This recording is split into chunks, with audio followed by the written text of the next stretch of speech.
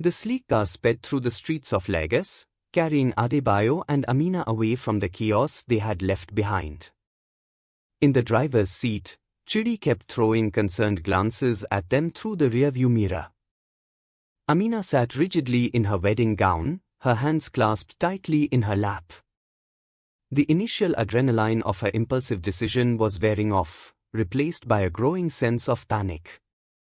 "What have I done?" she whispered, more to herself than to Adebayo. Adebayo reached out to touch her hand, but she flinched away. "Amina," he said softly, "I know this is overwhelming. But I meant every word I said in that church." "Stop," Amina cut him off, her voice sharp. "Just stop. I need to think." They rode in tense silence for several minutes. Finally, Amina spoke again, her voice trembling. "Take me to my parents' house in Ikeja." Adebayo nodded to Chidi, who changed direction. As they drove, Adebayo's phone buzzed incessantly with calls and messages, but he ignored them all, his focus entirely on the woman beside him.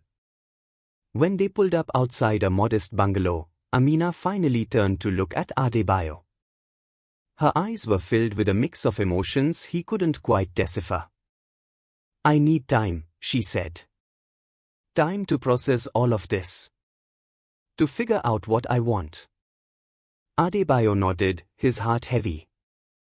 "I understand. Can I call you?" Amina hesitated, then shook her head. "No.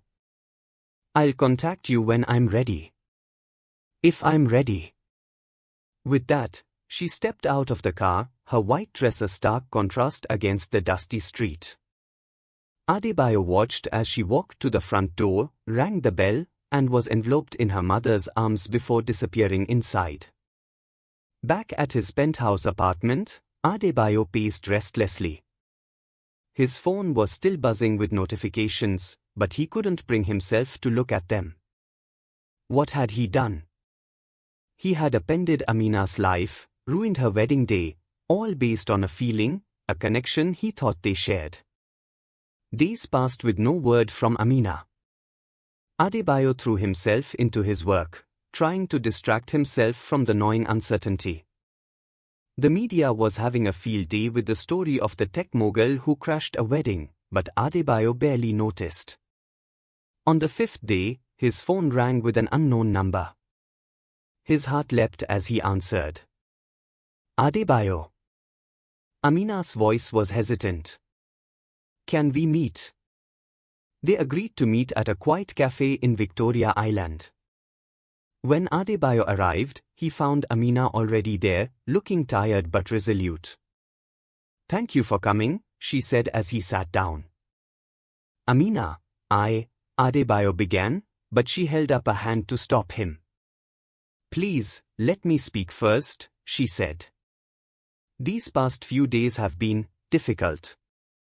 I've had to face a lot of anger and disappointment. From Usman, from our families, from our friends." Adebayo felt a pang of guilt. "I'm so sorry. I never meant to cause you pain." Amina nodded. "I know. And that's part of what makes this so complicated. Because despite everything, despite how reckless and selfish your actions were, I can't deny that there's something between us. Something I can't explain." Hope bloomed in Adebayo's chest, but Amina wasn't finished. "But Adebayo, you have to understand. Usman isn't just some obstacle in a romantic story. He's a good man who I've loved for 2 years. Who I hurt terribly. And my family, my community, they don't understand how I could throw away a good marriage for a man I barely know." She took a deep breath. "I'm torn between what my heart is telling me and what my mind knows is right. Between the possibility of something new and exciting with you, and the stability and love I had with Usman. Between following my feelings and honoring my commitments." Adebayo reached across the table, gently taking her hand. This time, she didn't pull away. Amina, I know this is complicated. I know I've asked so much of you already. But I believe what we have could be extraordinary. I'm willing to face whatever challenges come our way, if you'll give us a chance. Amina's eyes shimmered with unshed tears. And what if it doesn't work out? What if we realize that this connection we feel isn't enough? I've already lost so much. I don't know if I can risk losing everything. I can't promise you it will be easy, Adebayo said softly. But I can promise you that I will do everything in my power to make you happy. To be worthy of the chance you are giving me. For a long moment, Amina was silent, her internal struggle visible on her face. Finally, she squeezed Adebayo's hand. I need more time, she said. To sort things out with Usman, with my family.